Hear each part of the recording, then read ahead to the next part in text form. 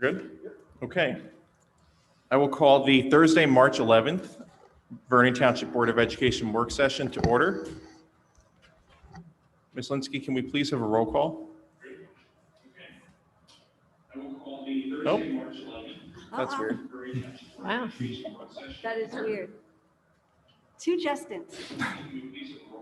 It's your avatar. Why is that doing? Here. Here. Here. Here. Here. Here. Here. Okay, thank you. Can we please stand for the Pledge of Allegiance?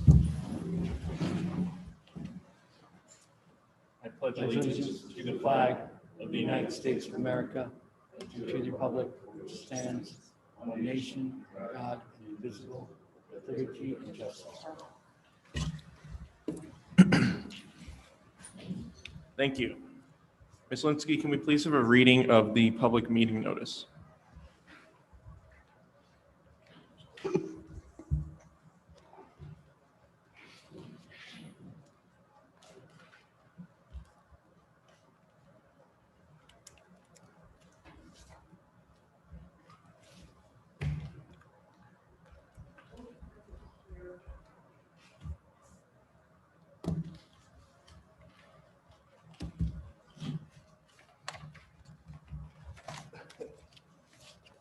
That's okay. We can do the reading of the meeting notice after the board candidate interviews. So the next item on our agenda, item D, is the board member candidate interviews. I first want to start by thanking all of the candidates who have applied to join our Board of Education. As everybody knows, we have 2 seats open due to 2 recent resignations from the board. This evening, we have 8 candidates applying for the board. 1 candidate withdrew their name. The process this evening will be that after explaining the process at this point, we're going to ask the applicants to step out of the room. It's an invitation to step out of the room just to be courteous to everybody else, so everybody has a fair chance to answer all of the interview questions. Once we'll choose your names out of a hat here. So it'll be a random order for what order the candidates come in to interview. We'll invite you in from the other room. You'll come in and take a seat. We have 7 questions that we'll go through.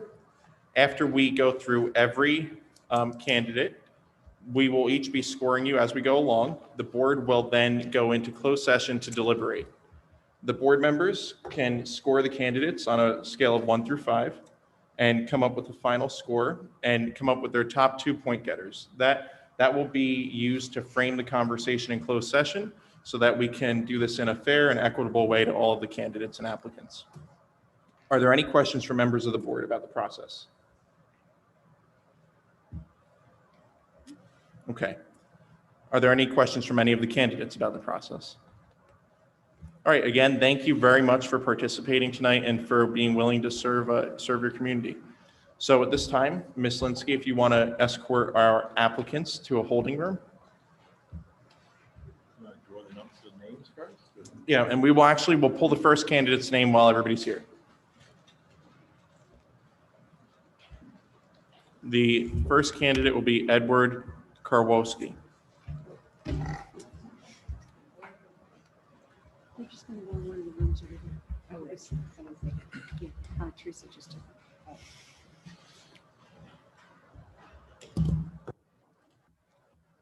Hello. Good, how are you? Do you want to take a seat? Thank you.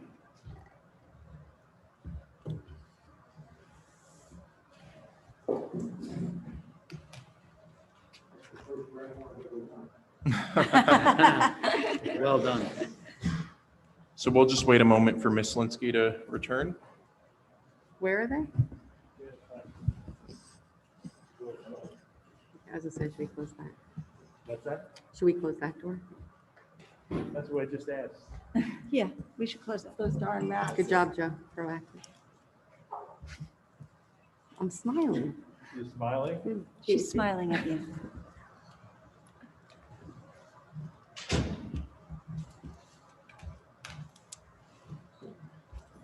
So thank you again for joining us this evening.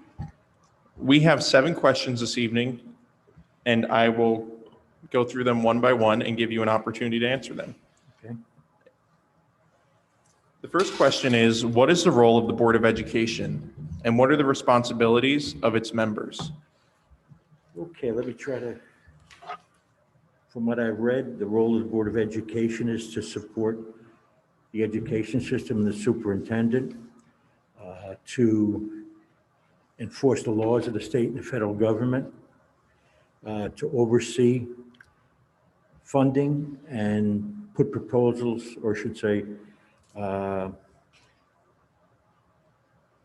just bear with me a minute, to facilitate understanding the needs of the school district and helping to put proposals ahead to accomplish those things the school district needs to be done, and also to monitor the funding as well as the use of those funds, and also to come alongside to help the superintendent and the assistant do their job, not to do it for them, but to enable them to do their job by helping them to put forth what their needs are.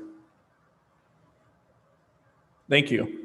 If you could just pull the mic a little bit closer to you as well, that Sure. would be great. Thanks so much. The second question is, how do you believe the Board of Education can impact student achievement? I'm sorry, I didn't hear that. The question is, how do you believe the Board of Education can impact student achievement? Can impact achievement? Student achievement. Student achievement, okay. The board is, what they do is they enable the schooling system, the principals, the superintendents to do their job. We're to cooperate to bring the best possible success and provision for those students to have a successful career, and to basically oversee the system that enables that. Thank you. How will you balance the reality of limited resources and the vision of the district for high student achievement? Okay, that's a major problem we're having right now, I believe, between cuts in educational funding and COVID and everything. I don't envy everybody on the board and the superintendent and the assistant on accomplishing what they need to do for the district. Basically, it's a matter of having wisdom within a group to fund what's absolutely necessary and then cut some funds some other places so that we can, go forward and accomplish what we need to do, that the overall plan for the student's success with the limited resources we have. That's probably the biggest challenge right now in New Jersey, Thank you. The next question is a 2-part question. The first part is, what are some of the district's most prominent successes and achievements? And the second part is, what are the most important issues and challenges our school district is currently facing? All right, I basically don't follow the education system in Vernon. I have 7 grandchildren, 5 been in the system, so I see some of the success with them, especially some of my grandchildren who have had special needs that the state has handled. But I don't follow closely what the board does. I haven't. Basically, this is an opportunity for me to volunteer. I've volunteered many other avenues, and it's an open door to do that where other places have been closed off to me. So I feel it's a challenge, and basically, like I said, I'm only looking in the newspapers of what's been happening lately. I believe the major challenge right now is getting students back to school, getting their mental health stabilized. I mean, I have 3 grandchildren live in my house that go to school here. My grandson's 12 years old. I believe he's 13. He's going to go into high school next year. He's an athlete.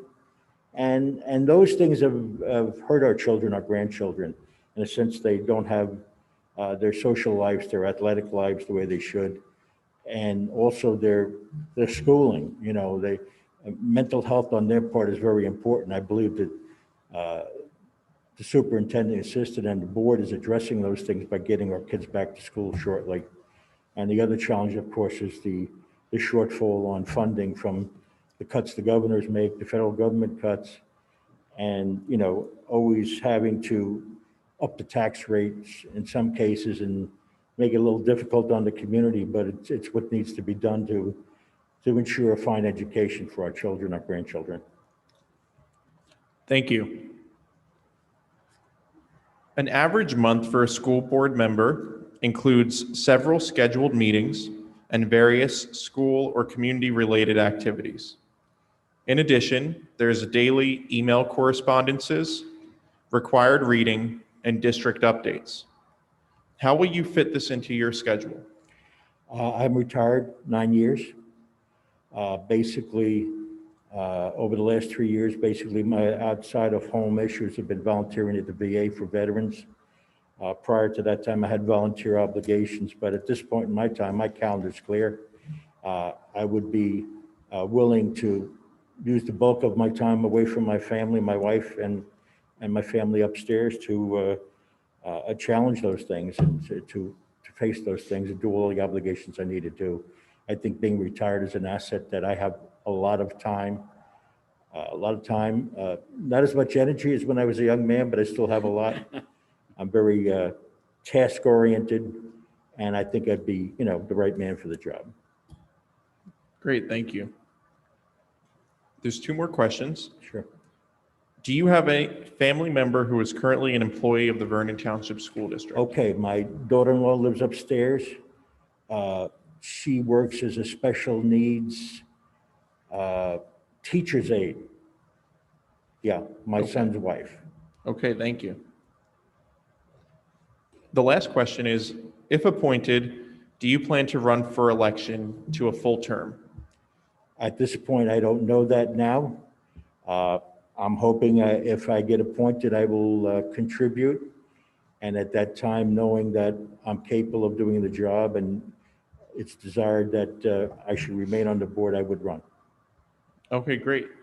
So that concludes our questions, and I just want to give you an opportunity if there's anything else that you'd like the board to know before we conclude your interview. Basically, all throughout my life, I've been a person who's been challenged to do research, to troubleshoot problems, to come alongside of executive business owners to solve problems. So that's my strong suit, though whether it's in the banking and the brokerage industry, in the restaurant business. Last thing I did in my career is I'm now a state certified residential real estate appraiser. So I've had a lifetime of being thrown in a place to help solve problems. So I'm a team player, and I'm basically, when I join a team, it's to help the people who lead the team and those that depend on it to accomplish the task. And I'm pretty tenacious at doing that. Great, thank you. And finally, I want to give any board members opportunity if they have any follow-up questions to anything that we've heard so far. All right. Thank you very much. Thank you. Thank you. Thank you for the opportunity. All right. Ms. Mitchell, would you like to pick the next name? Oh, yeah, and you could stay at this point. Yeah. Melissa Brock. Melissa Brock.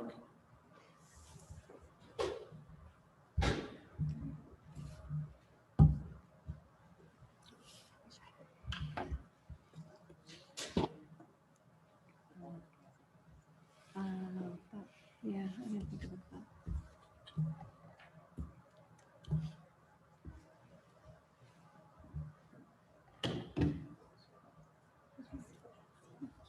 Yeah, I like this seat. No, it's good. You can zoom right in on Justin. I was saying, whenever I sit in that seat, you never see me on camera. The invisible We need lady. a dual camera, a couple of cameras. I'm just a voice. Yeah, that's good. When you lean forward, you can be seen sometimes. Not now. Hi, how are you tonight? Doing good, you? Great, thank you. So there's 7 questions that we're going to ask. So we'll go through them one by one, and we'll give you an opportunity to answer them. And then at the end, if there's anything else that you want to share with us, you can do so. And if any board members have follow-up questions, they can do so as well. Okay, All right. And then once you conclude your interview, you're welcome to stay in here. all right. Thank you. The first question is, what is the role of the Board of Education and what are the responsibilities of its members? The role of the Board of Education is to set the tone for the school district, to lead by example, and to create and review policies and procedures that will be in the best interest of the students and the teachers. Great, thank you. How do you believe the Board of Education can impact student achievement? I think that the Board of Education in hiring process and in reviewing different policies and reviewing how the schools are performing have a huge impact on education and achievement, because if they're the ones that are setting the tone and they're the ones who are trickling down those policies and procedures to the individual schools, it's going to have an effect on how the students are going to be performing. You get the right people and you get the right policies in, you're going to see improvement. If things aren't doing so well, you're going to see things go in the opposite direction. Thank you. The next question is, how will you balance the reality of limited resources and the vision of the district for high student achievement? Could you repeat the last part of that? I couldn't hear you. Sure. How will you balance the reality of limited resources and the vision of the school district for high student achievement? I think that you have to get creative when you're talking about limited resources. You're going to have to go maybe beyond what is typically done in terms of let's hire this professional to accomplish this and let's hire this professional to accomplish that. You may have to branch out and look into volunteers or unpaid positions, internship positions, perhaps even utilizing some of your high performing students to kind of help you and assist you in achieving some of the goals that you want to get done. Like you can look at your honors society students, for example. Like if you're short on tutors or there's nothing in the budget to hire a tutor, maybe you look at your high school honor society students to assist with younger kids, for example. Okay, thank you. The next question is a two-part question. The first part is, what are some of the district's most prominent successes and achievements? And the second is, what are the most important issues and challenges our school district is facing? I mean, in terms of successes and achievements, I'm new. I've only been around for about 2 years. What I could tell you is that I had a stepchild that was going to enter into the high school, and looking at the orientation packet and the curriculum and looking online and seeing the offerings of the high school, I was very impressed. It differed greatly from the experience that I had in high school. So not having a whole lot of tangible experience with the district, with the school, and with its achievements, all I can say is that the opportunities are here to accomplish much more than perhaps there are in other areas of the state, certainly in the area in which I grew up. And then the second part of the question, I'm sorry, you're gonna have to repeat it for me. No problem. What are the most important issues and challenges our school district is currently facing? Well, of course, there's the pandemic. Yes, we have students probably that are falling behind. We have other students that are probably excelling actually in the online only format.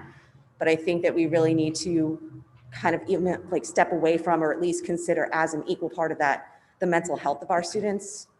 The isolation has been getting to them. I know that there are higher rates of depression. I have a background in mental health, and I see it in my own stepkids. I see it in friends, children, how the pandemic is affecting not just the paper grades, what you're looking at on paper, but how it's affecting the student as a whole. So I think we need to really kind of pay attention to that too. Maybe create some support groups, or again, some student volunteers to really kind of help ease the students back into full-time learning, and to kind of be there for them, support each other, kind of talk about their own experiences, and kind of drag themselves up out of that. Thank you. An average month for a school board member includes several scheduled meetings and various school or community-related activities. In addition, there is daily email correspondence, required reading, and district updates. How will you fit this into your schedule? Luckily, I have some free time at work where I would be able to utilize computer to keep up to date on what needs to be done. I have time in the evenings. Luckily for me, I have a good support system at home, so I would be able to make the time to do what's required of me. Thank you. Yep. There's 2 questions left. Okay. Do you have a family member who is currently an employee of the Vernon Township School District? I do not. If appointed, do you plan to run for re-election for a full term? I do. So those are the 7 questions. So at this point, is there any additional information that you feel you'd like the board to know? Only that, as I kind of previously mentioned, I do have 4 stepchildren. They're all here in the district, obviously, and I just gave birth to my daughter a few months ago, so she'll also be entering into the district at some point or another. So I'm going to be around for a long time. And even though I never was involved in this in any other town that I lived in, this is where I've decided to set up roots, if you will. This is where my kids are going to go to school, they're going to graduate from. So I figured I don't really know a lot about what goes on in this town, but I'm going to be here for a long time, and I wanted to kind of jump in with both feet and learn what I can and participate where I can and kind of give back when and where I can. So that's pretty much all I got. Thank you. You're very welcome. Are there any follow-up questions from the board? Okay. Thank you very much. Thank you. Like I said, you're welcome to stay here at this point, Okay, and we'll bring in the next candidate. great. Thank you. Irene Getch. Irene Detch.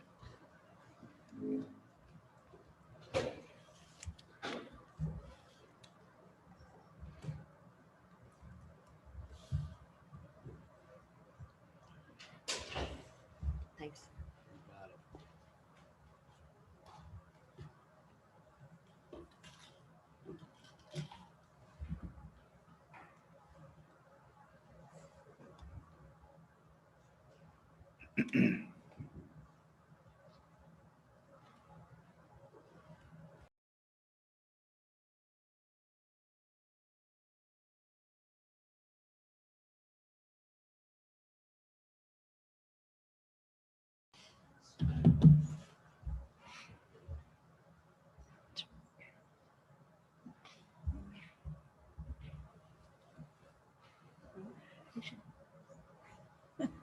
Because Hi, how are you this evening? I'm well. Is it okay to remove because of the distance, or you prefer not? We don't remove masks inside of this school, Okay, but thank you very much for very asking. good. Sure.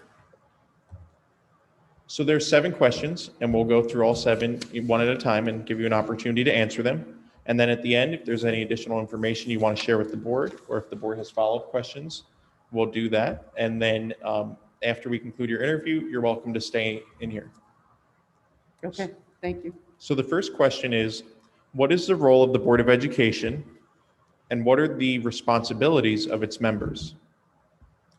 Well, to the best of my knowledge, which is admittedly limited, I'm aware that it's about, obviously, education of our children and finances, I suppose. And the role of the members, I suspect it has to do with what committees that you're on. I mean, you're overseeing policy, as far as I know, and making sure that it is properly carried out. I'd prefer to stop there because I think Yeah. I would just be waxing eloquent and not necessarily on That's okay. target. Thank you. You're welcome. The next question is, how do you believe the Board of Education can impact student achievement? Oh, dramatically. Dramatically because of the, for lack of a better word, there's quite a bit of power here in your hands to determine how our children are educated, how they are assimilated into a community, how they become better citizens through their educational process. I'm a product of public school. Yeah, I just think I think you have a tremendous responsibility and that you have great impact, potential for great impact. Even I believe for curriculum, as far as I know. Yeah, Thank you. you're welcome. The next question is, how will you balance the reality of limited resources and the vision of the district for high student achievement? Wow. You hear a lot about teachers these days, however that translates, providing their own supplies because of the limited financial resources, because taxpayers tend to forget that the children are the most important part of what we do, is how we build our future. So how do you balance limited resources and vision? Well, to get a little philosophical, I think it has a lot to do with one's approach, how you approach a child and what you expect of the child or the young adult, as the case may be. Philosophically, you're helping them think critically, and as I mentioned before, become better citizens. Part of the culture and the fabric of our very society. I mentioned in my letter, it's a bit of a tangent, but I mentioned in my letter of interest that I think it's important to remember that there's no such thing as a board of education unless you're paying attention to the fact that it consists of people and that the people contribute to what the board does. You know, we have this tendency to say, oh, you know what, it's our society. Well, no, it's us. So to loop back around, I think it's very important how we philosophically approach our youth and what we expect of them in terms of how they think and what they think about.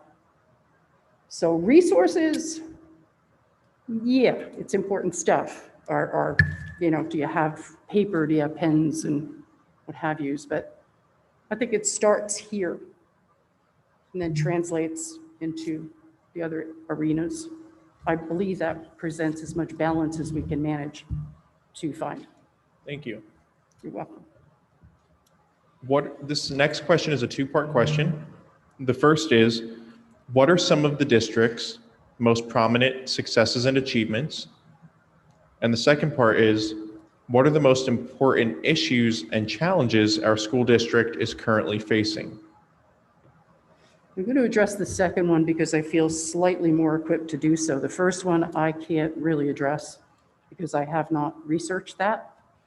So I'd rather say I don't know, but I'm a quick study. I can learn, but I don't know the answer to that. I believe that all districts right now, not just us, because of the impacts of COVID-19 and the fact that kids aren't in school or haven't been, or that, you know, there's that balance as well. Are they in, are they out, are they part-time? I understand that our school district is starting in the spring, after spring break, 5 days a week. Did I just see that in the advertiser news? Yes. So I don't know if I'm answering as directly as I'd like, but I don't know where the most challenges lie, but that seems to be overshadowing everything else. You know, whatever else is going on in life, it's all about the virus and being safe and protecting both the students and the teachers. So,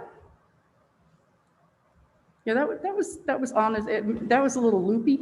I don't know that I answered the question very well. You did. But Thank you. there we are. Thank you. You're welcome. The next question is, an average month for a school board member includes several scheduled meetings and various school or community-related activities. In addition, there is daily email correspondence, required reading, and district updates. How will you fit this into your schedule? Well, I gave that a lot of thought before I said yes to submitting my letter of interest, because life is always about time, how you spend it. And I use that word seriously. We spend the time that we're given. Many years I was involved in the Roman Catholic Church on staff. It wasn't a volunteer situation, it was a staff position. And I gave my life to that for a very long time. When I semi-retired from that, I've gotten a little off track, honestly. We always depended on our volunteers to carry out our vision, mission statement, our ministries, whatever it happened to be. It was all up to the volunteers, but we as paid staff sat in the middle of the wheel and kept it turning. When I semi-retired, I've gotten a little lax. I've gotten less involved. And this opportunity tapped on me and said, you should consider this. It could be reciprocal. I bring a lot to the table, and I think it would be good for me as well. Get me back out there, being involved in community. And one of the best ways, if not the best way, is through the kids. So yes, I would be able to balance. I'm not currently overwhelmed. Yes, I have many hats depending on the phase of the moon and the day of the week, but I have time. And those who are busy seem to make the most time. Thank you. You're welcome. There's 2 questions remaining. Okay. The next question is, do you have a family member who is currently an employee of the Vernon Township School District? I do not. Okay. That was a good question. It was easy.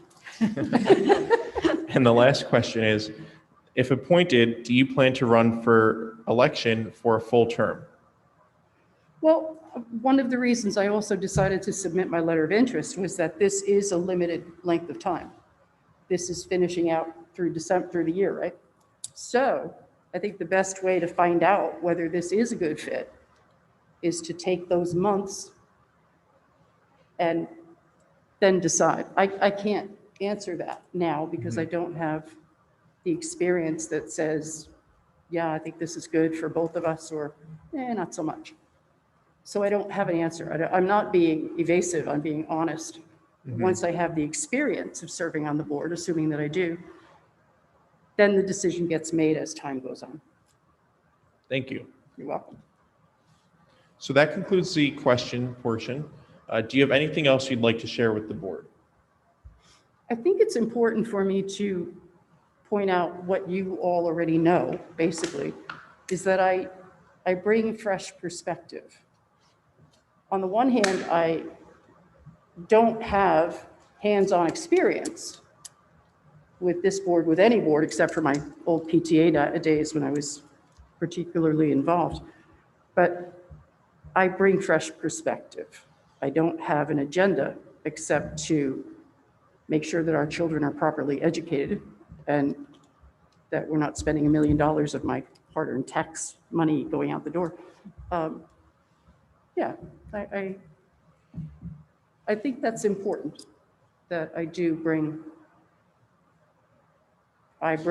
almost a blank slate to this particular entity. Thank you. You're welcome. Do any members of the board have any follow-up questions? Okay, thank you. Like I said, you're welcome to stay in the room, and I will. we'll bring in the next candidate. I will sit Thank back there and regret the things I hear that I didn't think to say. Michael. The next candidate is Michael Peak.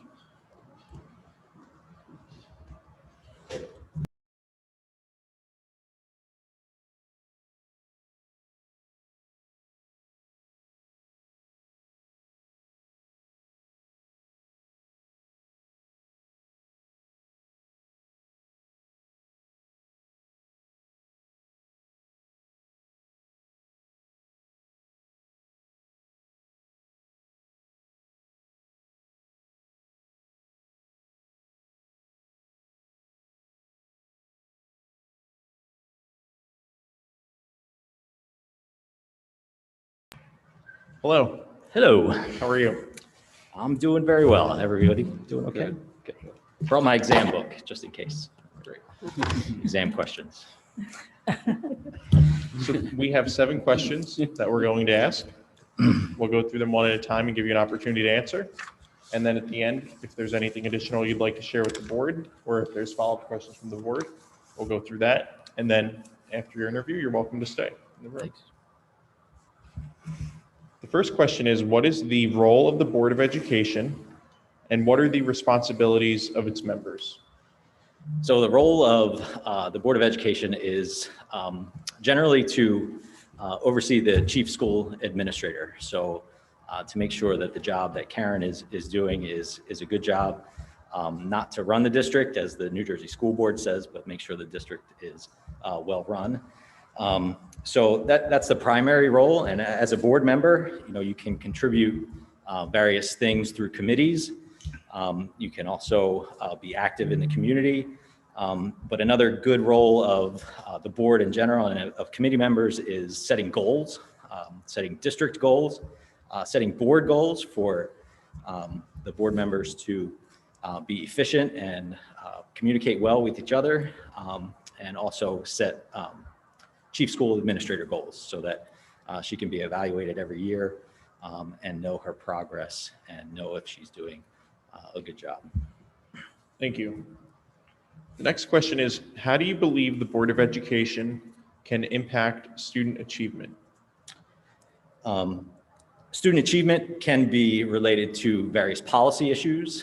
So yeah, I should have mentioned policy and the role of the board members to improve policy.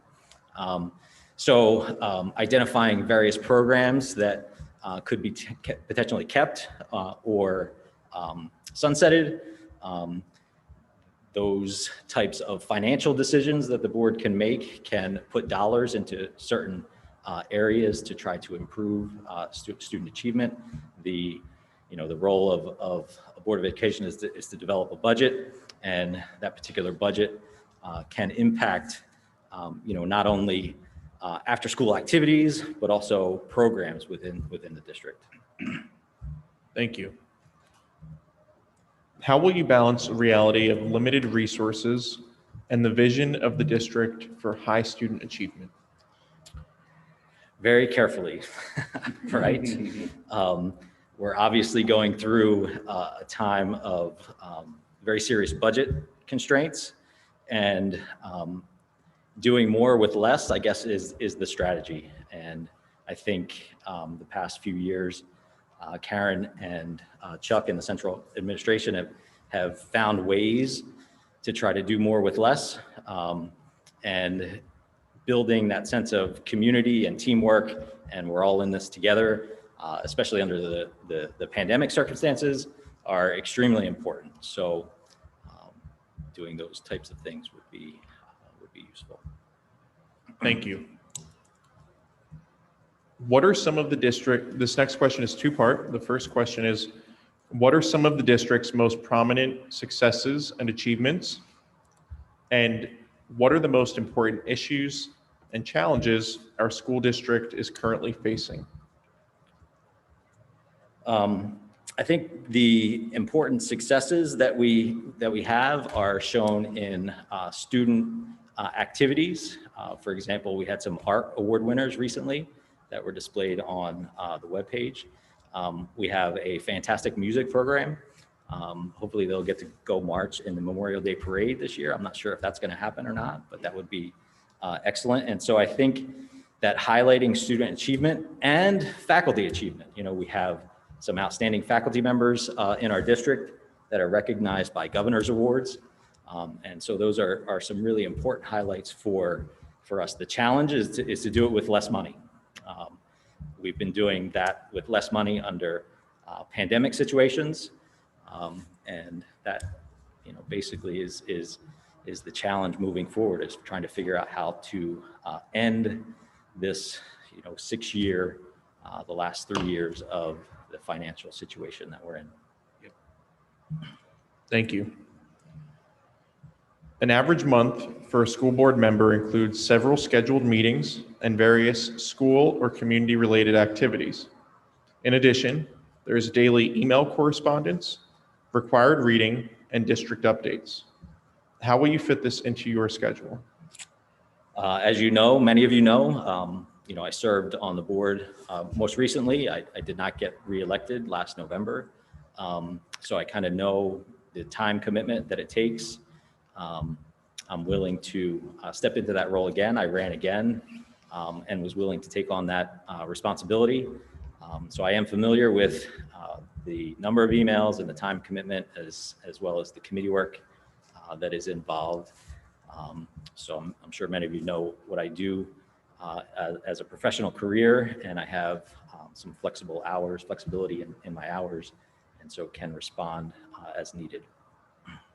Thank you. There's 2 questions left. First is, do you have a family member who is currently an employee of the Vernon Township School District? No. If appointed, do you plan to run for election for a full term? I planned last fall, and the plan would be to run again coming this November, yes. Thank you. Is there anything else you'd like to share with the board? No, it's, good to see everybody, and thank you for considering me working with you all again. Thanks. Thank you. Are there any follow-up questions? All right, thank you.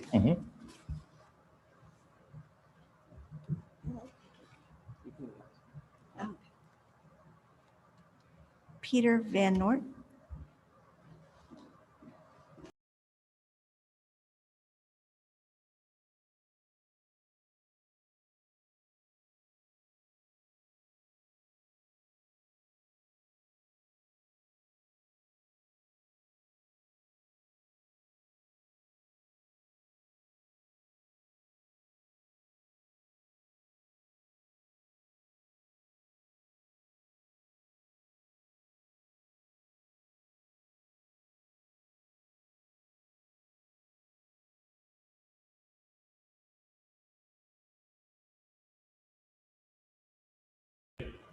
Hi, good, thank you.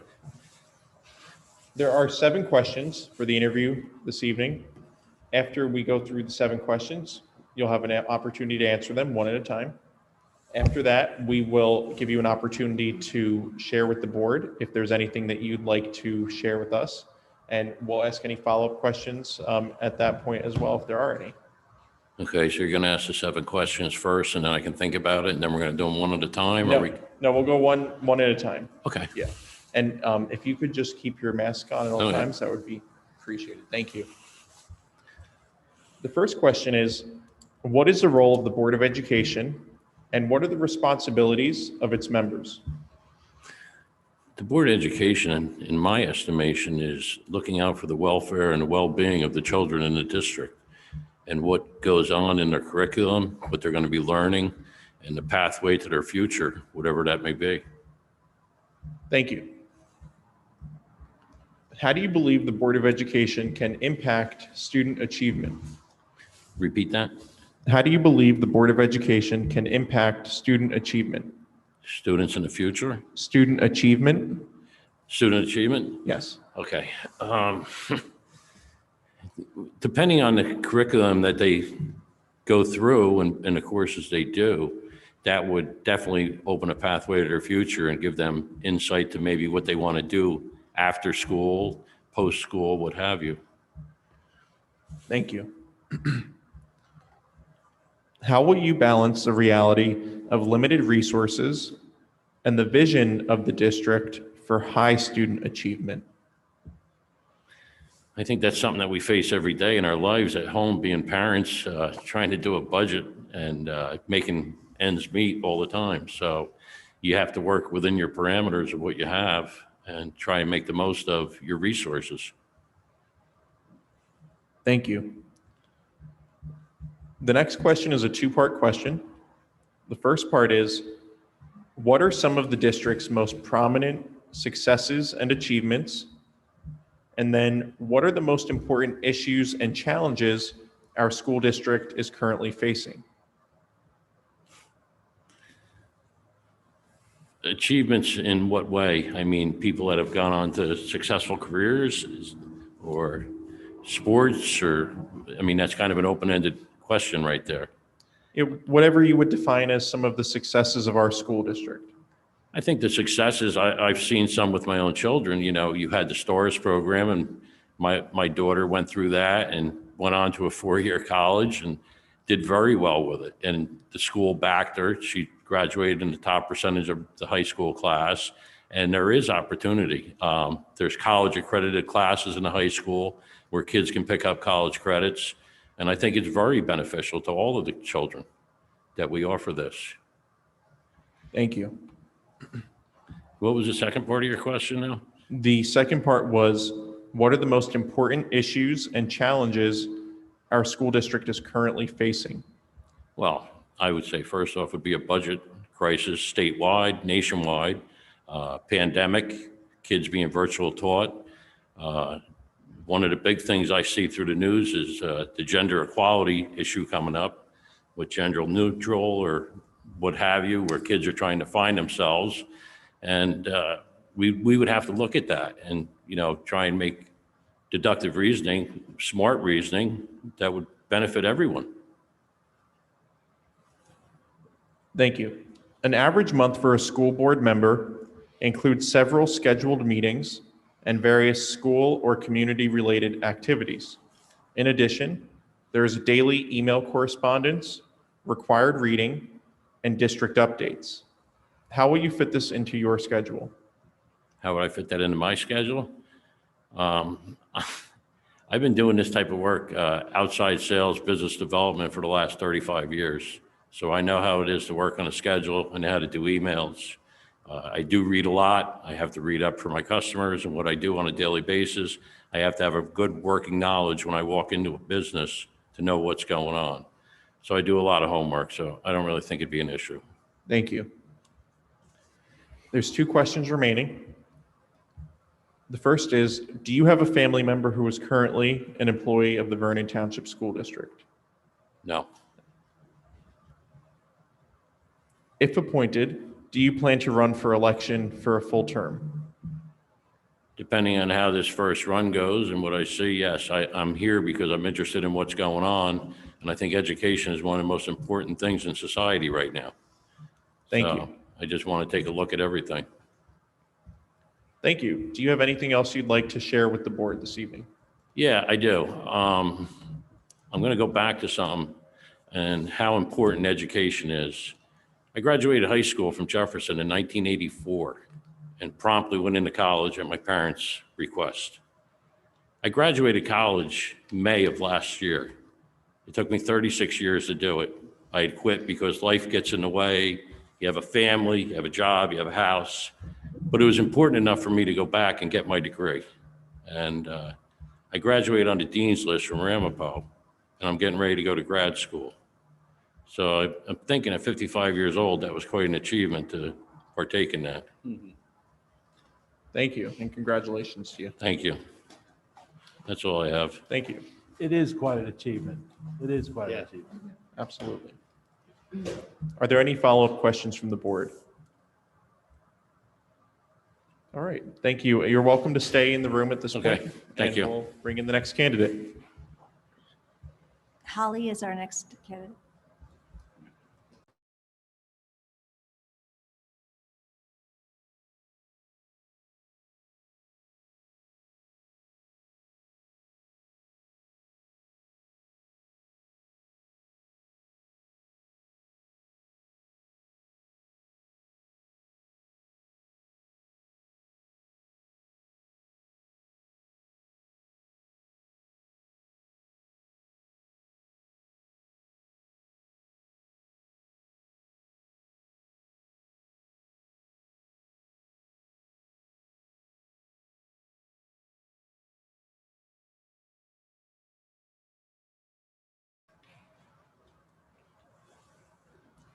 Hi, how are you?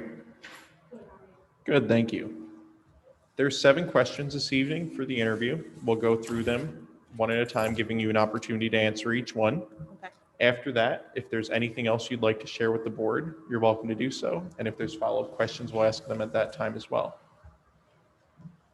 Once your interview is concluded, you're welcome to stay in here for the remainder of the interviews. Okay, thank you. Thank you. The first question is, what is the role of the Board of Education and what are the responsibilities of its members? The role of the Board of Education, the responsibilities. Okay, the Board of Education is really, in my opinion, behind the entire school. And I think they have a lot of responsibilities. They have to really bring out everything that's coming from top down and make this a better community. Thank you. You're welcome. Could you just pull your mic a little bit closer? Oh, yes. Thanks so much. Is this better? Perfect. Okay. Thank you. The next question is, how do you believe the Board of Education can impact student achievement? I think the Board of Education has to be visible in the schools. I remember taking my oldest daughter to the open house last year as a 7th grader, and I was greeted by member members of the board. And I will never forget the amazing tour I received by Dr. McKay. And I couldn't believe how much he knew about the school of Vernon. I had only really been in the auditorium and the gym. I had never seen upstairs. I had no idea about the 3D printing. I had no idea about the cosmetic program, the cooking.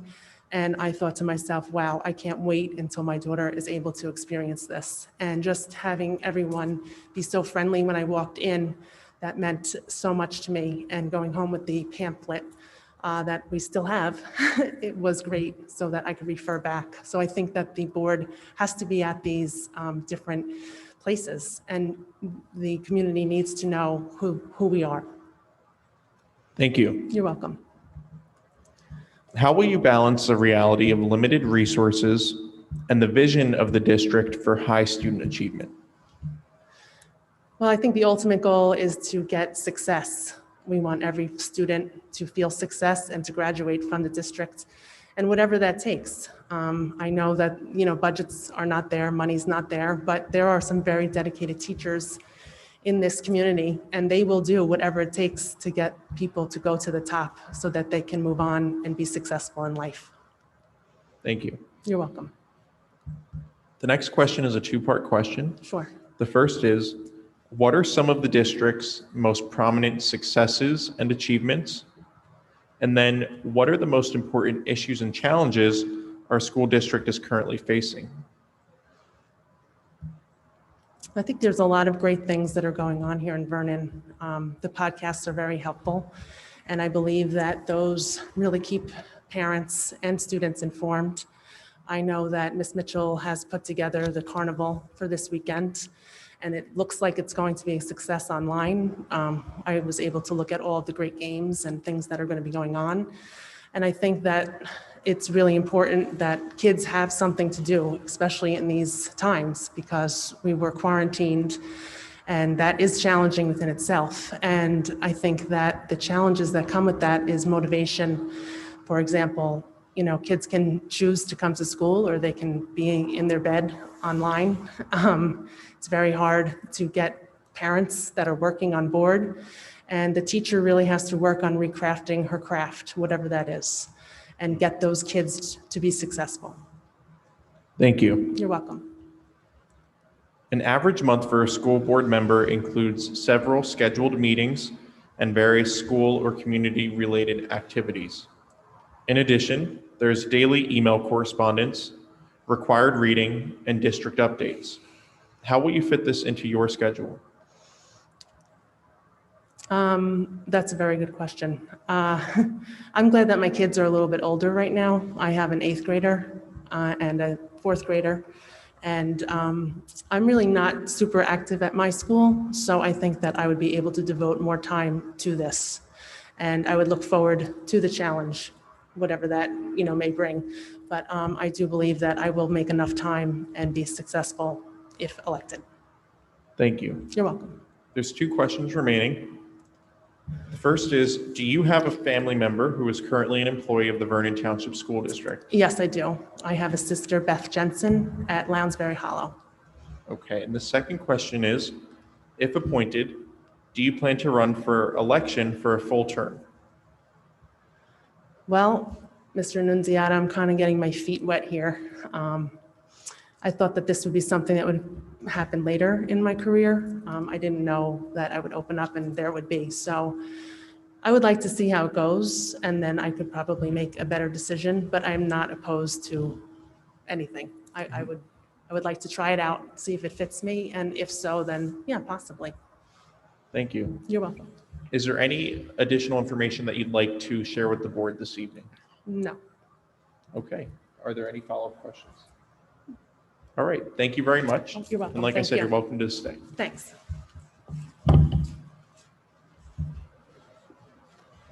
Ray Zimmerman.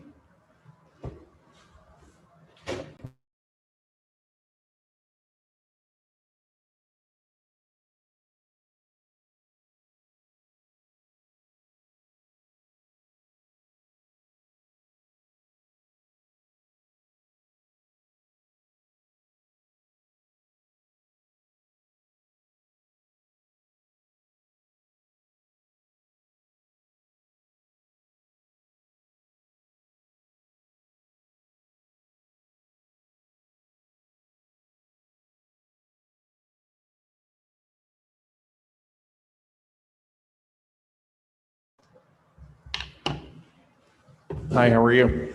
How you doing? Good, thank you. There's 7 questions tonight for the interview portion. We'll go through them one by one, giving you an opportunity to answer each one. After that, if there's any additional information you'd like to share with the board, you'd have an opportunity to do so. And if the board has follow-up questions, they can do so at that time as well. Okay. All right. The first question is, what is the role of the Board of Education and what are the responsibilities of its members? The role in general of the Board of Education is to localize the mandates or the laws given by the State Board of Education to each district or town, and to set the policies and the rules that the superintendent would then carry out for the district. Budgeting, figuring out the money, how it's allocated on the local level, obviously with state interference or help, however you want to look at it. So those are the main general rules that I see as the Board of Ed, what they would be doing. Thank you. How do you believe the Board of Education can impact student achievement? The board kind of sets the tone. I mean, I've been involved with the school, for 17 years as the hockey coach, and I can tell you as the board and the superintendents change, the attitudes of the students change somewhat with it. I'm not a teacher like in the school, so the kids kind of talk to me probably a little differently. They talk to the teachers themselves in the more like official setup of the school. But if the board is working well and working well with the superintendent, it sets the tone for everybody down below. And, when the board is active and interested in what everybody's doing, it certainly builds up the whole community, really, because the kids run the community. If you got a bunch of miserable kids, you got a bunch of miserable parents. It all goes together. So to me, the school board, plays an important role in all the achievement, because kids that are happy do better in school. It's just the way it works. If the kids don't want to go, not happy with things, and that somewhat gets set by the teachers, which gets set by the superintendents, starts at the board. So that's how I feel Thank you. they would work on that. How will you balance the reality of limited resources and the vision of the district for high student achievement? Well, I do have some experience in this at a much smaller role. But, through the years on the hockey team, the money's gone up and gone down, depending on budget things, the amount of kids. You just got to be creative. I've had to switch ice time players, but you got to be creative. I mean, you could sulk about it and do nothing and say the state stinks because they cut the money. Or you can be proactive and try to figure out ways to keep, the academics high, the social part high, because they kind of go together. And it's up to the board to figure it out. I mean, it's not easy, but that's kind of what, as I said previously, one of the main jobs of the board is to figure that out. And, cuts come, money comes. There could be a whole new administration in 5 years and we get more money. It just, you got to figure it out, and that's the job of the board to do. Thank you. The next question is a 2-part question. The first is, what are some of the district's most prominent successes and achievements? And then, what are the most important issues and challenges our school district is currently facing? From the achievements that I see is in the last couple of years, even probably going back to when you were in school, my daughter, that there is more of that involvement with the board and the teachers, and even though we've had some difficult years in the past at the top, the students seem more involved. I really I call it the majors program. I know you have a different name for it, but where a kid could be in construction or medical and all these different types of tracks. I think that's a great idea because, well, some kids have no idea what they're doing before they go to college. Some kids clearly know what they want to do, and it helps the parents, with the kid moving on when they go to school to have that already. It saves the parents money. I mean, I paid $3,000 for my daughter to become an EMT. She could have got it the year before at Vernon for nothing. So Sorry, I Ray. think that's a big achievement of the school district. I see a lot more younger teachers, which I'm not going to say nothing bad about older teachers, but the younger teachers bring more excitement to the school, I believe. There's been a lot of challenges for the school, and I don't think, from what I hear or see from people, the level of education has not gone down, but we've had a lot of turmoil here, having to close schools, the amount of students in the school plummeting. When I first started, you couldn't even go into the lunchroom and look for anybody, 10 years ago. Now it's, half the size. So that the district has been able to keep up the level with less money, less students, and somewhat of a unsettled atmosphere for a while. I think that's one of the biggest achievements. And Thank what you. was the second part again? The second part was, what are the most important issues and challenges our school district is currently facing? Well, I would say what I just sort of mentioned, keeping it up, because I know we've been cut money again. And I don't know this for sure, but I'm in Highland Lakes, and Highland Lakes is sort of the beginner homes for people in Vernon. And all that real estate's been gobbled up by young people with kids. I feel in the next couple of years, we're going to have the opposite problem here. We're going to be filling back in, because no housing's disappeared from Vernon from when the schools were swamped. I don't know exactly how many years ago. So the capacity's still there. And the people who overbought in the 80s and 90s, in the 08s and 09s, are finally able to get out. At least 4 people that I coached years ago who could never get out of the house finally sold their house last year because they overextended back. So I think over the next few years, the big challenge is going to be kids coming back in. Thank you. An average month for a school board member includes several scheduled meetings and various school or community-related activities. In addition, there's daily email correspondence, required reading, and district updates. How will you fit this into your schedule? Well, I do own my own company, so I do have control of my own time to a certain degree. I volunteered plenty here before. The hockey team is 10 hours a week, easy. During the season, I volunteered at Outstanding. I'm the chance book guy in the back selling the chances. So I've done some volunteering here before, a lot of it obviously with the hockey team. I volunteered in many other things. I'm not concerned about the challenge, especially since I own my own business and I can somewhat set my own hours. So, if I need to be somewhere at 12 o'clock, I can get there. Not every time, but certainly feasible for me to do that. Thank you. There's 2 questions remaining. The first is, do you have a family member who is currently an employee of the Vernon Township School District? No,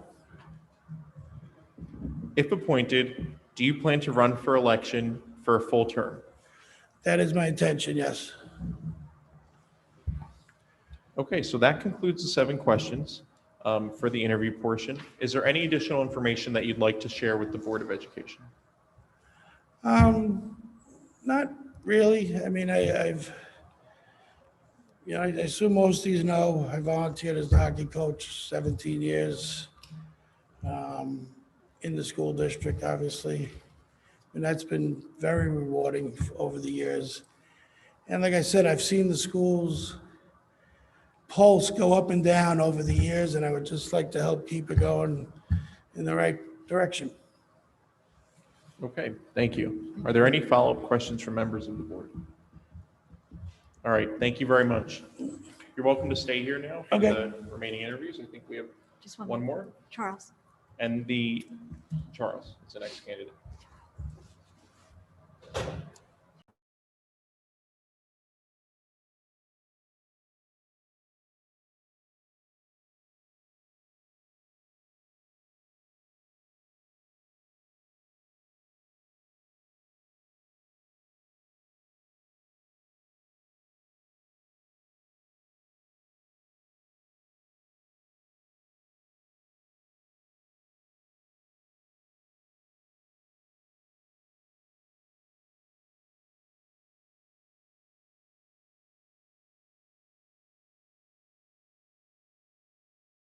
How are you?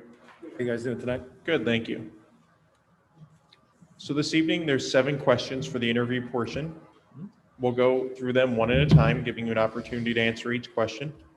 After those 7 questions, if there's anything else that you'd like to share with the board, you'll have an opportunity to do so. And if the board members have follow-up questions, they can ask them at that time as well. Sounds good. The first question is, what is the role of the Board of Education and what are the responsibilities of its members? I see the role is to make sure we're following the regulations from the state, any kind of laws. And I think the most important thing is the welfare of the children and make sure we're doing the right thing for the children. I don't see the Board of Education as an extension, not part of the administration. You know, we have our purpose, the administration has their purpose. So we're here to guide and make sure the welfare of the children are being taken care of. Thank you. How do you believe the Board of Education can impact student achievement? I think if we put the right, make sure we put the right things in place. We look towards technologies or different programs or whatever that we can help give a lot for the schools to use. This is what these children will grow and learn from. Kind of even like with the arts programs or stuff like that, we can make those decisions, make the tough decisions where see where to cut things or move things over, and that's how we can make the impact on the children's lives, make it better. Thank you. How will you balance the reality of limited resources and the vision of the district for high student achievement? Well, that's a good one because I feel like I deal with that every day at work. You know, you have what you have, and I think you have to make tough decisions sometimes. I know I've watched a couple board meetings. I know I've seen the newsletters from the schools and stuff. Sometimes you have to make decisions that may not be in the best, everyone's in agreement for, but you have to, it comes down, what's the better choice? You know, when you have to choose the better option for the children, and that's, you know, what we do. Thank you. The next question is a 2-part question. The first is, what are some of the district's most prominent successes and achievements?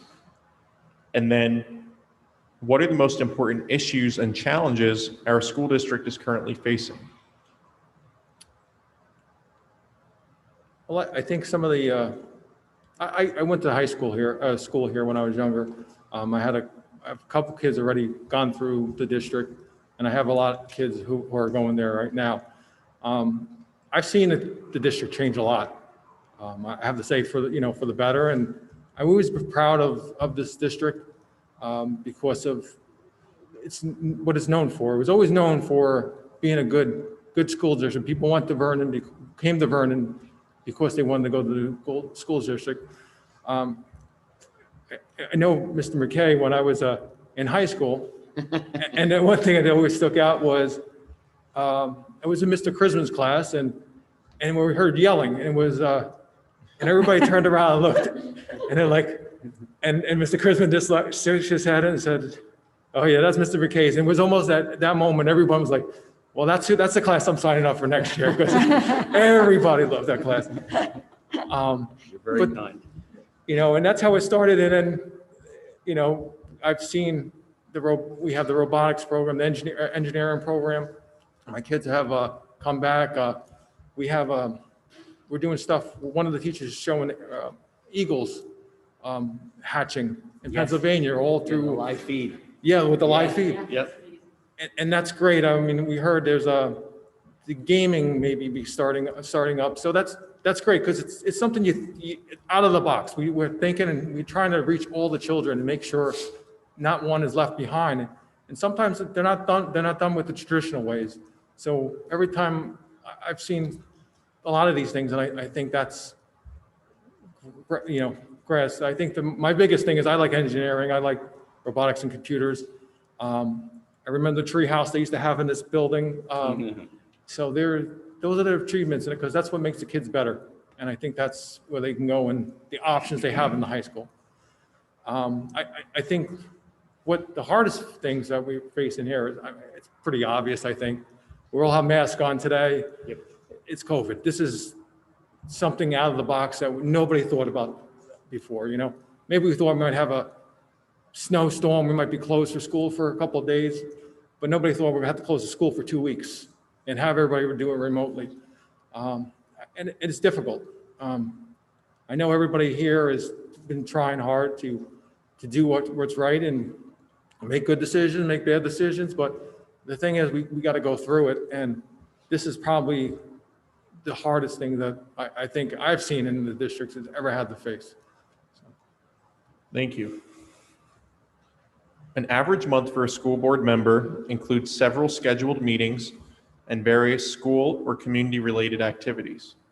In addition, there is daily email correspondence, required reading, and district updates. How will you fit this into your schedule? Well, anybody knows I have 7 kids. So my life has been busy for the last couple of years, but 2 of them are in college now. So I now I have this extra time, and this is something I thought about doing before. And now I felt like, you know, the opportunity arises, so I have that extra time. I know what it's like running around. COVID's been, the good side about COVID is giving me a lot of more time. I work from home. I'm used to online meetings, anything like that. That's what I've done. The reading part maybe is not my favorite part, but I know we could throw it on Word, just listen to it and hear it out. I don't see it be a challenge, actually. It's something I think I would enjoy, because this is something that my children are going to benefit from, the community is going to benefit from, my neighbors, my friends, all that. So fit it in. I ran around to 3 soccer games in a day. So now I don't have no sports going on. I have plenty of time to get this done. Thank you. There are 2 questions remaining. Do you have a family member who is currently an employee of the Vernon Township School District? No. If appointed, do you plan to run for election for a full term? I thought about it. I think the great thing about this, the way the situation is I really get to experience it and put my heart into this and see how it works out. And you know, if I don't feel like I'm the right fit for the board or for the community, I know I have that. I just, you know, we'll finish out the year and somebody else can step in. But as of right now, I think I would like to continue on and do this. Okay, thank you. Is there anything additional that you'd like to share with the board this evening?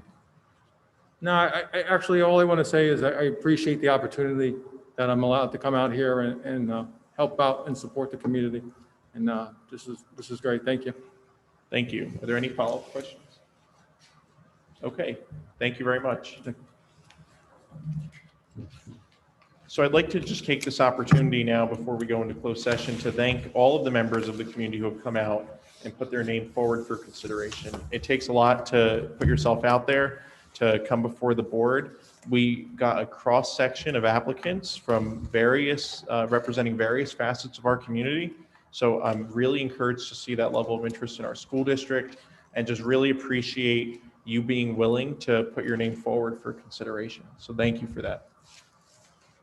So I would just like to say thank you also, because it's just amazing. We were so happy that you have put yourself out there as an interested candidate. We're glad we got candidates. People as crazy as us. Yeah. Okay. So the way this is going to work now is the board members have been filling out their rubrics as we've gone through every applicant. We're going to use the rubric to frame the deliberation. The board members will identify their first and second choice candidates in the closed session, and we'll come out here and announce the 2 consensus candidates. There will be a formal recommendation to appoint those 2 applicants to the board, and you will be appointed this evening and then sworn in, and you'll immediately take your seat here at the table. So we will, at this point, I will ask the board It's recommended that the board enter closed session for the purposes of discussing board member candidate interviews. Can I have a motion? So moved. Motion by Mr. Sweeney. Can I have a second? Second.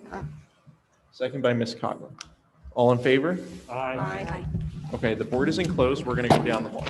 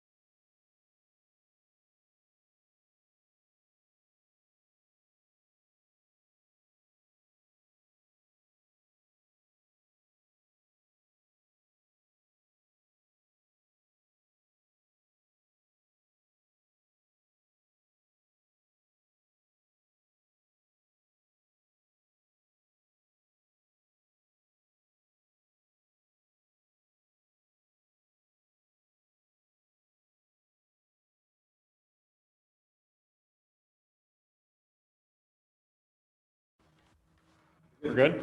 Okay. Thank you, everybody, for your patience. We'll start with,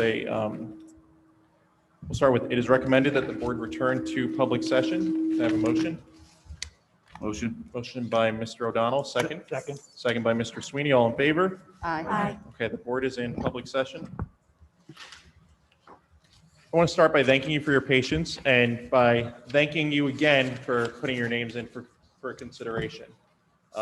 You're all really great candidates, and I would encourage you to all consider running again in November for a full term on the board. The board deliberated in closed session, and there were two candidates that the board came to consensus on for appointment this evening. Those candidates were Raymond Zimmerman and Charles Semaglia.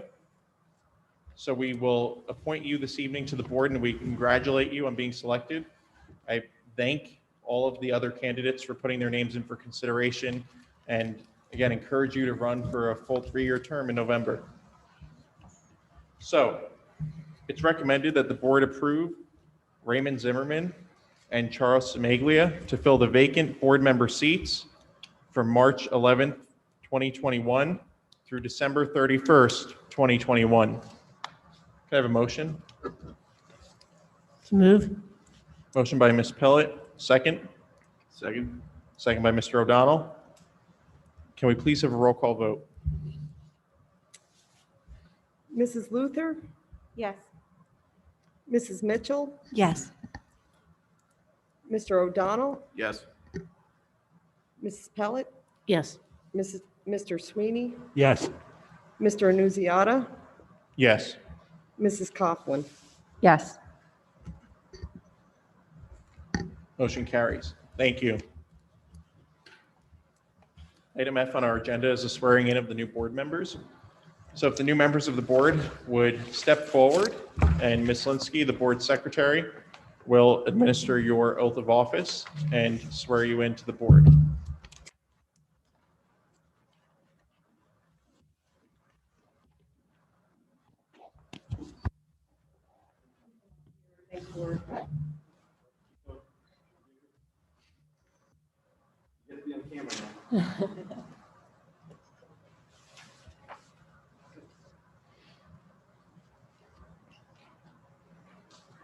Okay, if you will repeat after me, I state your name.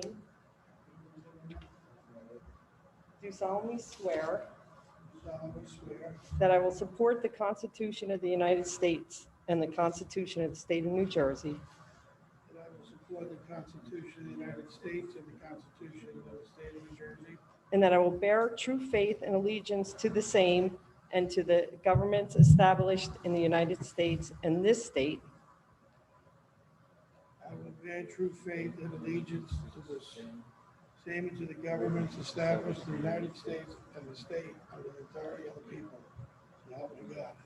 Okay, I state your name. Raymond Zimmerman, Do solemnly swear do solemnly swear that I possess the qualifications prescribed by law that I possess the qualifications prescribed by law for the office of member of Board of Education, for the office of member of Board of Education, and that I will faithfully, impartially, and justly perform all the duties and I will faithfully, impartially, justly perform all the duties of that office according to the best of my ability. of that office to the best of my ability. So help me God. So help me God. Congratulations. Thank you.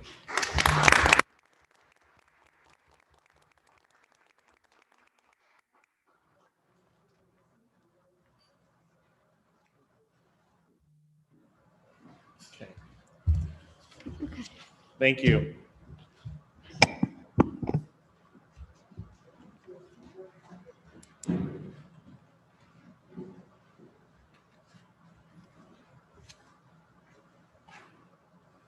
Congratulations. Congratulations. Congratulations.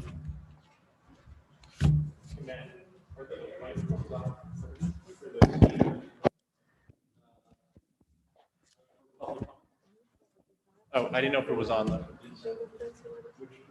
You should have all that. It is? Okay.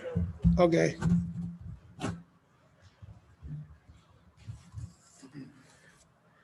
Okay. That's it.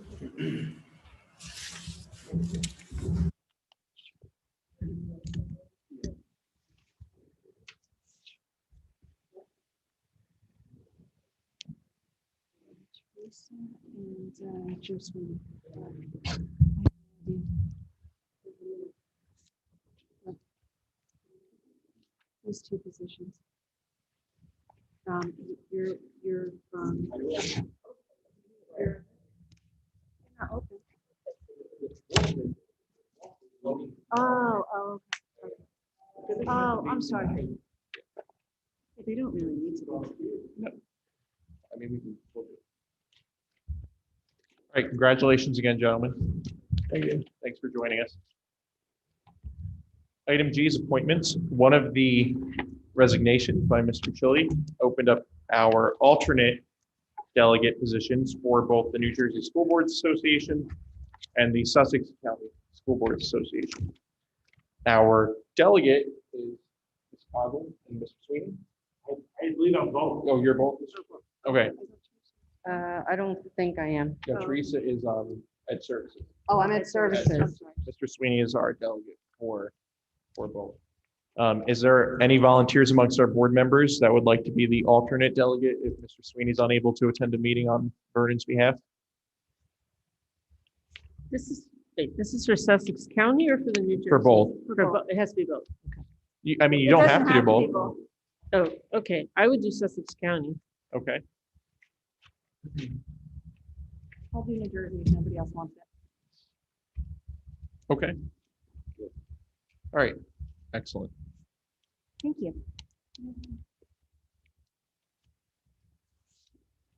Okay, item H is public participation limited to items on the work session agenda and any student comments. We didn't receive any comments via email this evening. So we'll first open it up to members of the public who are here in person. If you would like to submit a public comment, please step up to the podium and state your name and first town, and you'll have 5 minutes for your public comments. And then we'll then go to the Zoom to see if any virtual attendees would like to submit a public comment as well. So the floor is open to the public at this time. Okay, seeing no public comments, we will go to the Zoom. Mr. Shea, do you have any attendees raising their hand? We'll give them 30 seconds in case there's a delay.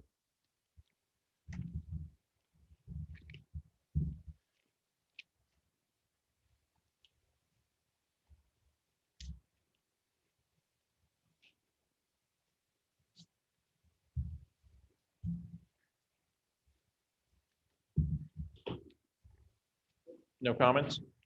Okay, seeing none, we'll close it to the public at this time. Item I, review of the public meeting agenda.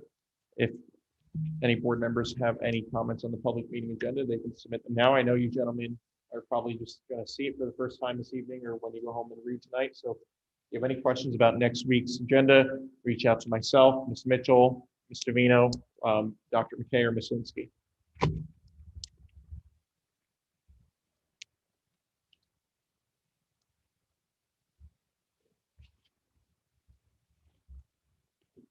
Okay, seeing no comments on the public meeting agenda, we'll move on to item J, correspondence. Correspondence as listed. Okay, thank you. Item K, Ms. Davino.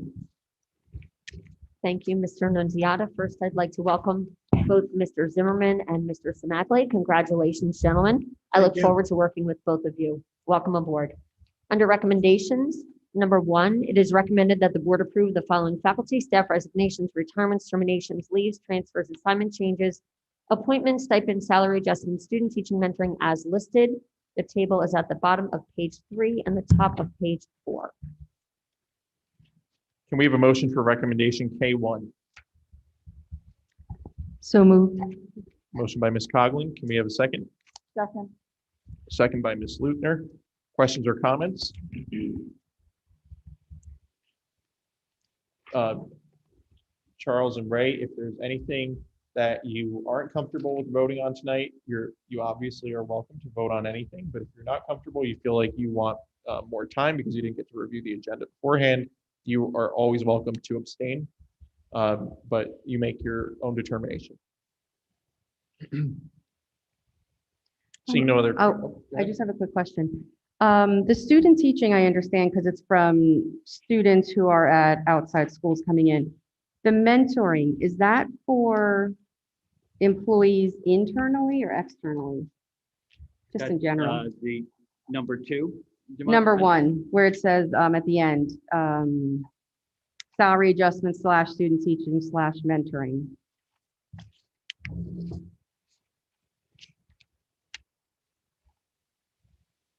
I'm just wondering, for the mentoring, do we list internal mentoring or is that only for external? Which line are you looking at, Teresa? The Did I go to last the wrong one? thing, it's number one, it says, all of the Under, yeah. recommended that the board approve the following. The Oh. last is Yeah, mentoring as listed. mentoring. Oh, I see. I'm sorry. Oh. On the general. Yeah. Okay. Yes, So I was looking at absolutely. all the lines. I was Oh, like, no, I I'm sorry. don't I'm see just wondering, do we list We are internal? hiring people to mentor based on the budget in Glen Meadow.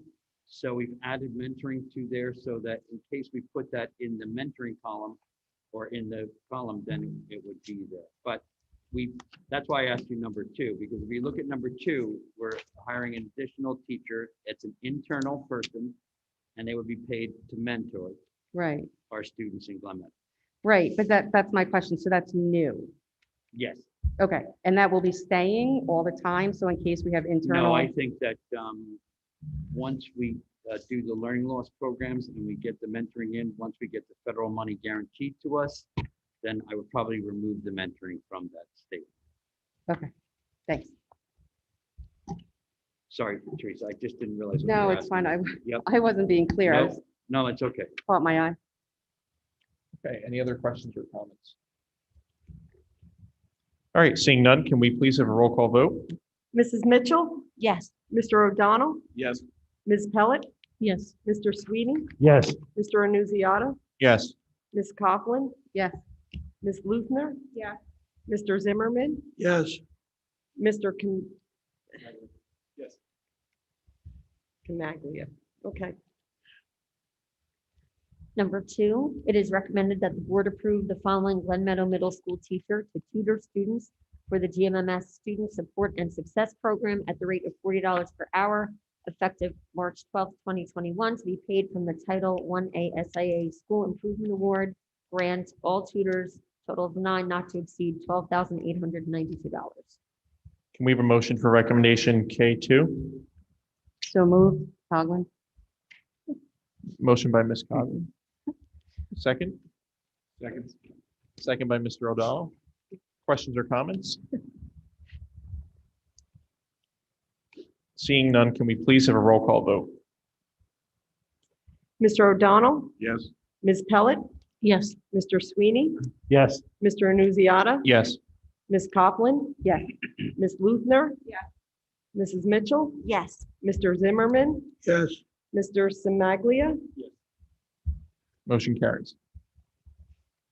Item 3, it is recommended that the board approve Cheryl Von Salzen as the 504 coordinator effective March 1st, 2021 through June 30th, 2021. Can we have a motion for recommendation K3? So moved. Motion by Mr. O'Donnell, second by Ms. Lutner. Questions or comments? yeah. What happened to the last one? Is this the Adam. first time? Adam, I'm sorry. resigned. Yeah, he resigned. Thank you. You're welcome. Seeing no other questions or comments, can we please have a roll call vote? Ms. Pellet, Yes. Mr. Sweeney, Yes, Mr. Annunziata, Yes. Ms. Coughlin, Yes. Ms. Luther, Yeah. Mrs. Mitchell, Yes. Mr. O'Donnell, Yes. Mr. Zimmerman, Yes. Mr. Simaglia, Motion carries. Thank you. Ms. Davino, do you have anything else this evening? No, not this evening. Thank you. Thank you.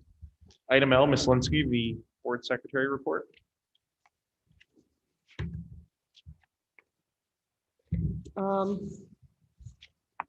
Do I have to ask Yeah, for a motion? yeah, for it? so these, so this is your first work session with us. The board members receive in advance, as you know, our personnel report, the enrollment report, the HIB report, which will actually would be reviewed in executive session. And you'll just note that these have been received and ask if there's any questions about the reports. So you should all have received it. Does anyone have any questions? Very good. Can I ask you a question about the enrollment report? I thought we were told that the preschool, and I can't find my version of it, so I could even be wrong about this, but that the preschool was maxed out, the enrollment, and yet it was lower than last year's. Maybe I'm missing something. At the present time, there's a hold on it. It may open up again if we open up an additional class. And so that's presently where it was. I checked this afternoon on that. I was talking with Mr. Gagliostro and Mr. Rogers about that. So I can report out on that next Thursday to see where we are. So we would open another class if there's We'd have to open interest? another class, and Or if that's we- sort of dependent on our other conversations about this bill. Okay, thank you. You're welcome.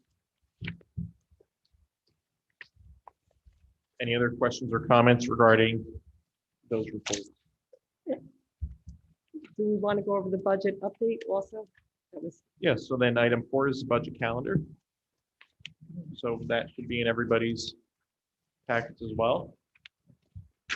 and then everybody should have the budget update that is the revenues for the upcoming budget. Yes, that one. You all have it? Yes. Okay. This one? Yes, that's it.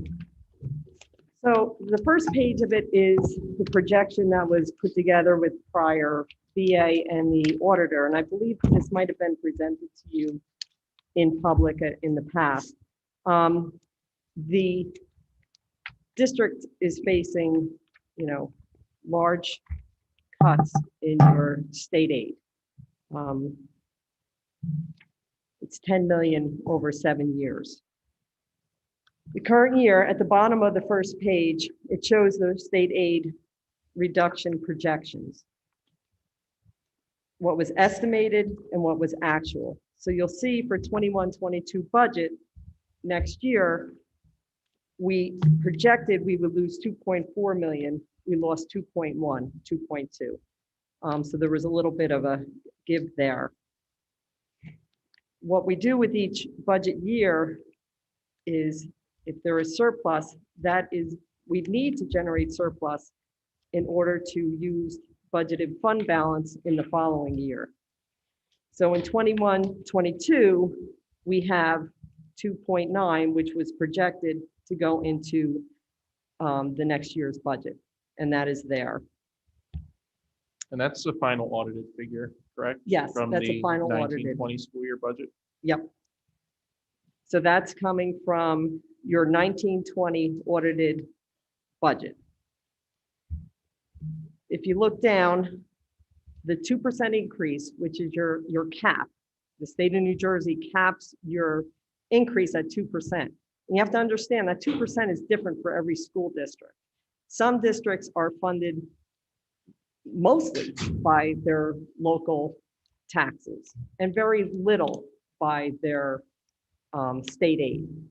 Here you have a significant amount of state aid. So the most your budget can ever go up is 2% on your tax levy, not on your full budget. Like some people make that, mistake thinking, oh, everybody can go up 2%. That's not true. You can only go up 2% on your tax levy, not the full budget, which impacts districts across the state very differently. Losing 2.2 million is a lot of money to lose in a year. You have bank cap from previous years that will go away. You will lose it. You get bank cap for 3 years. If you don't use it, it goes away. Bank cap is generated from prior years not going to the full amount that you could. So there was years before you had these budget cuts that you were under. So you have this bank cap, you have no more going forward. Sometimes you'll see it, it's year after year, you have like rolling bank cap. This is it. So my recommendation is going to be to use that bank cap, which will bring the tax levy to 3.03%. Now, going forward is the unknown. That's where, we also, from the 2020, 2021 budget, need to have excess at the end of the year of 2 million for the 22, 23 budget. And we will need to, the revenue budget is going to go down 1.5 million in that year. That's a critical year, as is the following. And you can see down at the bottom, it starts to come down. The projected loss starts coming down, but you're losing all that aid. And overall, $10 million on a $65 million budget is a lot to lose. I think coming in here new, I think you've done a great job up to this point managing that loss. An excellent job, actually. The next page is the projected revenues, each line of the revenues. Teresa, could you explain bank cap again? Yes, so if you don't go to your full tax levy, or if there's certain other ways you can increase your tax levy. If your healthcare costs increase more than the state healthcare costs increase, you can raise your tax levy for that amount. You didn't do that. Somewhere along the way, you did not raise all the taxes allowed by the state of New Jersey. So one of the prior years, before 2020, 441, 741 was not used. Right, that 3 years This is the ago. last year that we can use that. Yep. When you look next year, there is no more bank cap. This is Yeah. the last year for bank cap.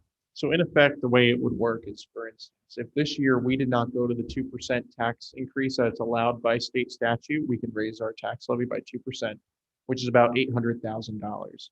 If we did not go to that $800,000 this year, let's say we kept the tax levy level for 3 years, we would then statutorily have the ability to increase the tax levy by, in any given budget year, the 2%, and then that 800,000 that we didn't raise it by this year on top of that. But that expires after 3 years. So that is an extra revenue raising ability, but it's temporary. The question was for the education of everybody and the new board members. Yeah, no, it's a very good question because, it's not something that most people. I have one more question. Why do we have $2.9 million left over from 1920? Probably a lot of it, I wasn't here, I would assume with COVID. Exactly. That was I end know of the year. answer. It's from COVID. Right. Because we didn't spend all of that. Okay, thank you. Yeah, that's a really good question to point out, Mr. Sweeney, because we don't want the public to. We didn't over budget. No, we don't want the public to think that we are over budgeting recklessly. There are many areas of the budget that simply weren't spent, such as substitutes, utilities in our buildings, things like that, because our buildings were closed last year.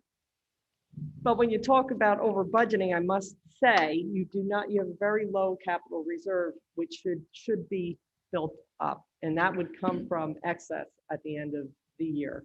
But right now, any excess, which comes through retirements, there's various ways that there can be excess besides COVID.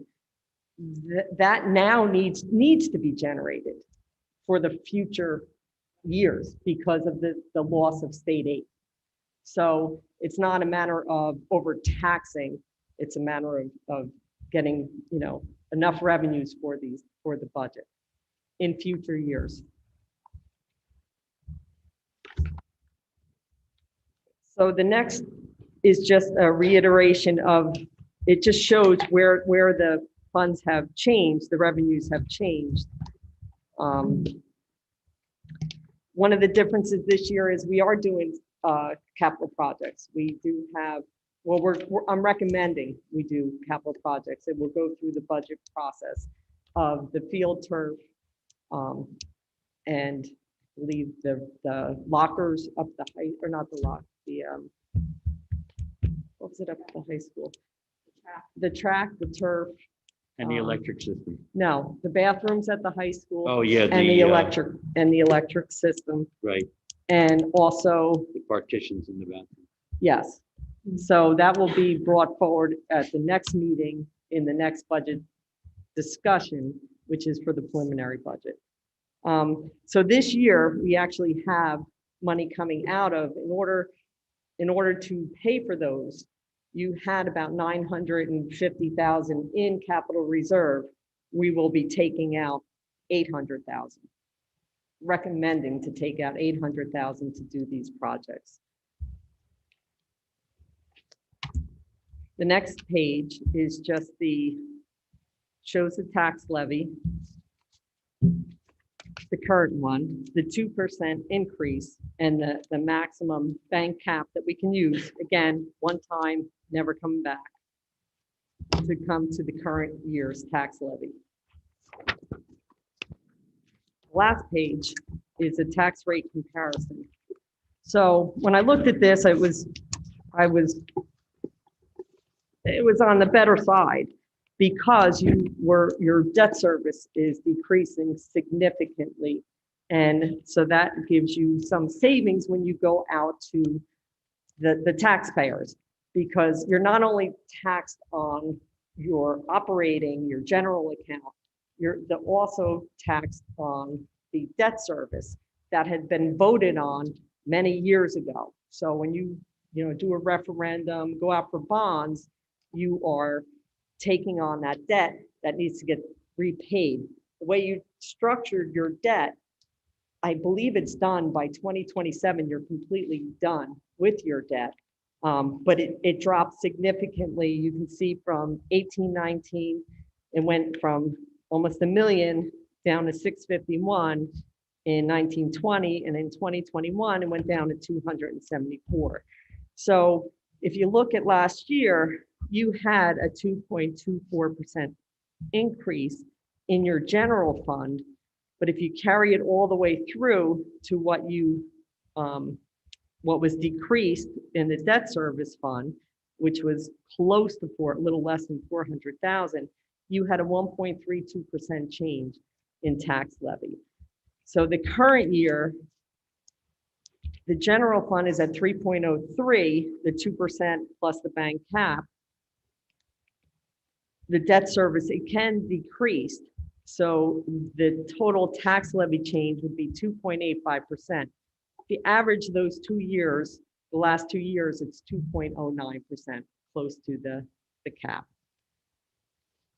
And then the next table down is your calendar year. So you build a budget based on your fiscal school year, but the town taxes on a calendar year.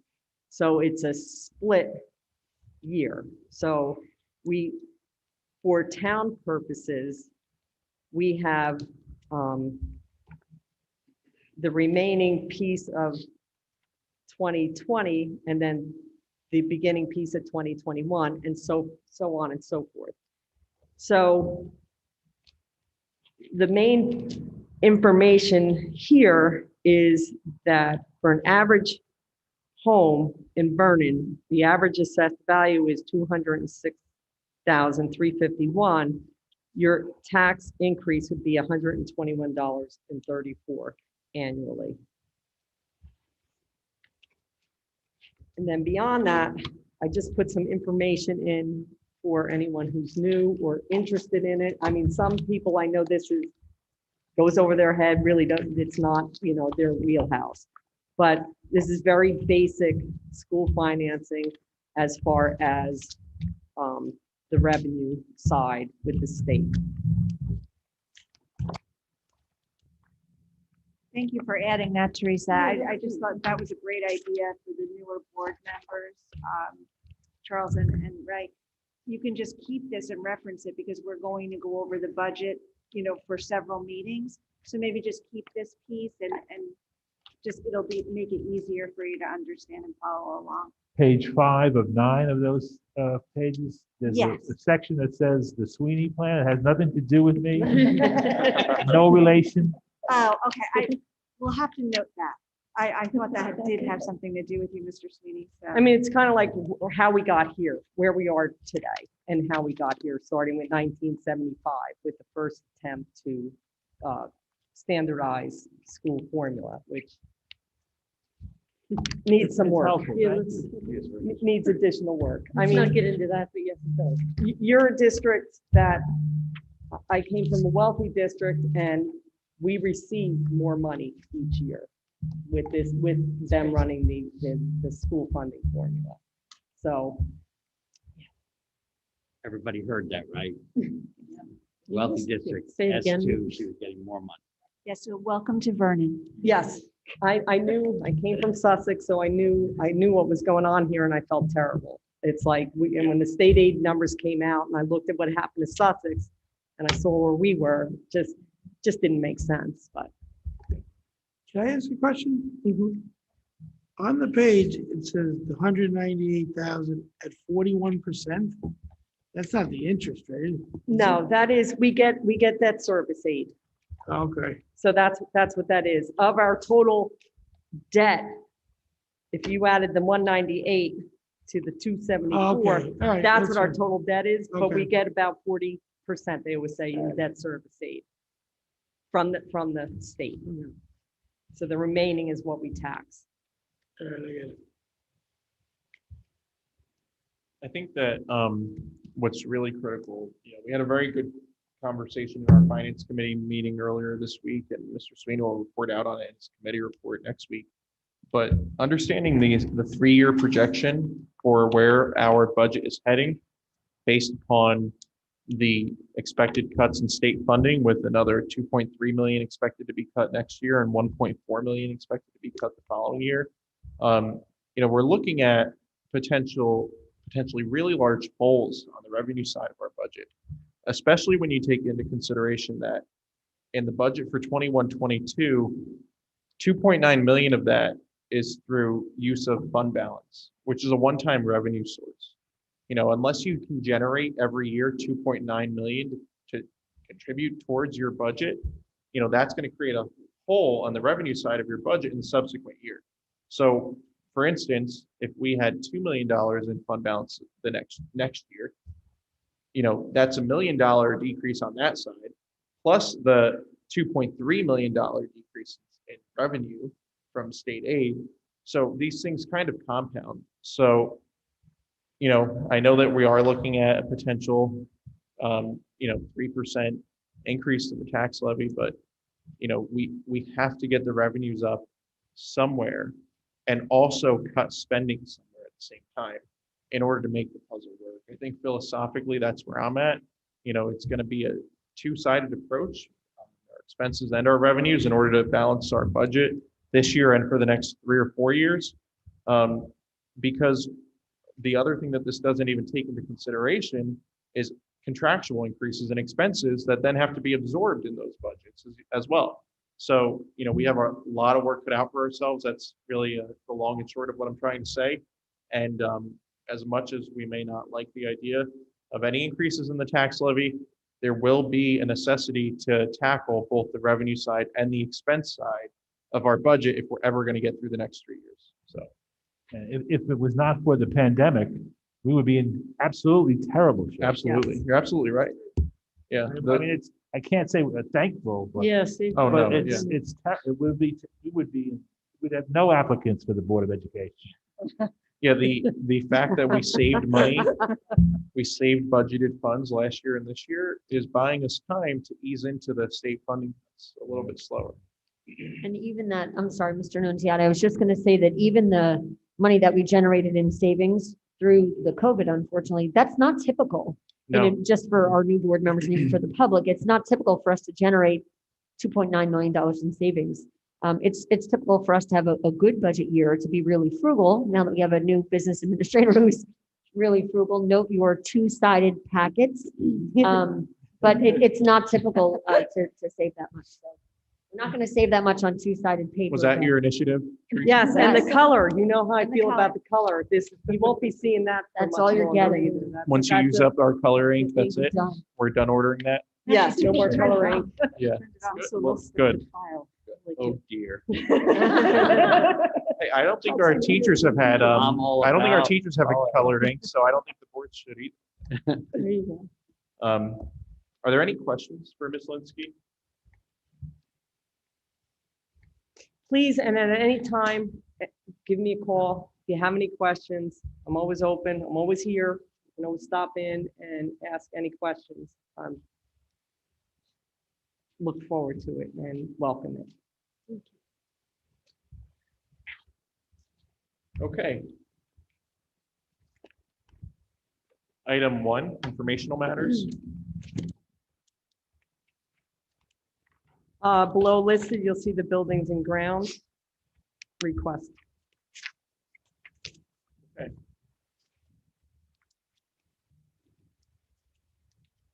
Item M is public participation for items on the agenda or other business. So we'll start again with members of the public who are here in attendance in person. And after that, we'll go to members of the public who are here via Zoom. So if you are attending via Zoom and you would like to be admitted to speak, please raise your hand and Mr. Shea will admit you. But anybody from the public, please step up to the podium. You have 5 minutes and please state your name and part of town. Okay. Anybody from Zoom, Mr. Shea?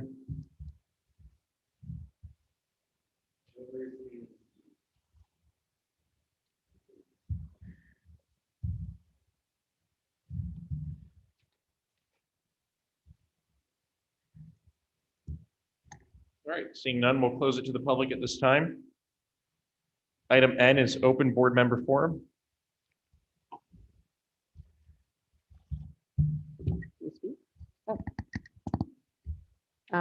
I would like to thank Mrs. Mitchell for the Winter Carnival this weekend. As the chair of the Student Services Committee, she has done a great deal to put that together. And looking forward to it being a very big success. And also, I would like to congratulate all of our students in the esports program. Wish you all very much success. Thank you, Mr. Shea, et al. And a very happy and healthy season to them. Is it, by the way, is it a season? It is a season, okay. Wow. Oh, wow. Yeah, So that was fast. much success with the second half of your season. Absolutely agree with both of Ms. Coughlin's comments. I hope that the Winter Carnival is a huge success this weekend. I know how much time and energy has gone into it by Ms. Mitchell, her team, district employees. So I think it'll be a great, great event for the students. Any other board member comments? Okay, item O, it's recommended that the board enter closed session for the purposes of discussing legal matters. The attorney will be present, so the conversation will be under attorney-client privilege. We will be probably 20 minutes and no action will be taken when we come out. Can we have a motion for recommendation O? So moved. Mr. Second that, O'Donnell. Coglin. Second by Ms. Coglin. We are, all in favor? Aye. We are in close. We're gonna go down the hall and